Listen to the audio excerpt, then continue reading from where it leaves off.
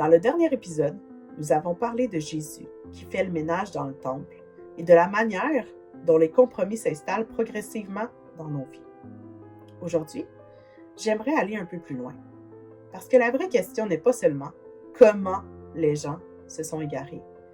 La vraie question est comment puis-je m'égarer sans même m'en rendre compte? Je crois que plusieurs d'entre nous ne quittent pas le chemin de Dieu volontairement.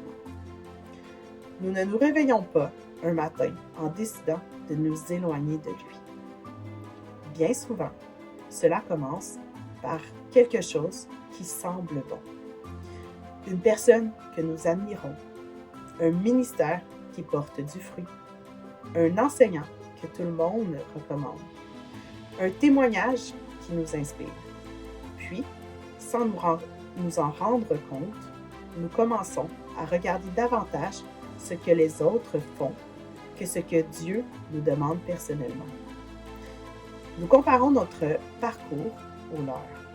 Nous essayons de reproduire leur façon de servir, leur façon de parler, leur façon de prier, leur façon de vivre. Et peu à peu, nous quittons le chemin unique que Dieu avait préparé pour nous. Pourtant, Dieu ne crée pas des copies, il crée des fils et des filles.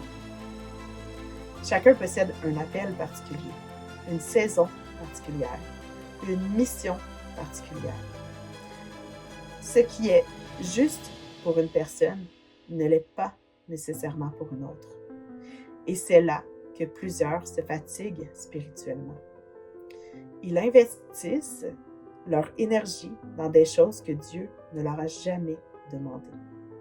Ils essaient de porter des responsabilités qui ne leur appartiennent pas. Ils poursuivent des objectifs qui impressionnent les hommes, mais qui ne correspondent pas à la volonté de Dieu pour leur vie. Alors, ils prient davantage. Ils travaillent davantage. Ils s'épuisent davantage. Mais malgré tous leurs efforts, ils n'avancent plus. Pourquoi? Parce que Dieu ne bénit pas seulement les activités. Il bénit notre obéissance. Il arrive parfois un moment où nous devons arrêter et demander honnêtement, « Seigneur, où est-ce que je me suis éloignée de ce que tu voulais pour moi? » Cette question demande de l'humilité, parce qu'il est plus facile d'accuser les circonstances, les autres ou même l'ennemi que de reconnaître que nous avons peut-être pris certaines décisions sans consulter Dieu. Mais la bonne nouvelle, c'est que Dieu ne révèle jamais un détour pour nous condamner. Il révèle pour nous ramener.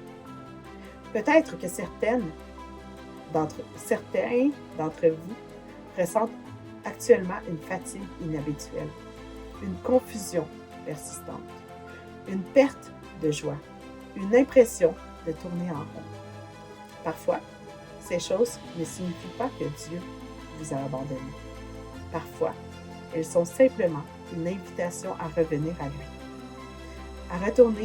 à retrouver la simplicité de votre relation avec lui, à fermer les autres voies pour réentendre la sienne. Le Seigneur ne cherche pas des serviteurs performants, il cherche des enfants qui marchent avec lui. Alors, aujourd'hui, prenez quelques minutes dans votre intimité et demandez-lui, « Seigneur, où veux-tu que je mette mon énergie? Qu'est-ce que je poursuis encore alors que tu me demandes de laisser partir? Est-ce que je suis encore guidée par ton esprit ou par mes propres attentes? Je crois sincèrement que si votre cœur est disposé à entendre, il vous répondra. Peut-être pas immédiatement, peut-être pas comme vous l'espérez, mais il vous montrera toujours le prochain pas. Parce que notre Dieu est un Père qui guide. Et lorsqu'un enfant veut revenir à lui, il ne ferme jamais la porte. Alors, il n'est jamais trop tard pour revenir dans ses voies. Humiliez-vous, repentez-vous et reprenez le Saint-Esprit comme guide complet de votre vie. On se dit à bientôt dans un prochain épisode. Shalom. bien-aimés.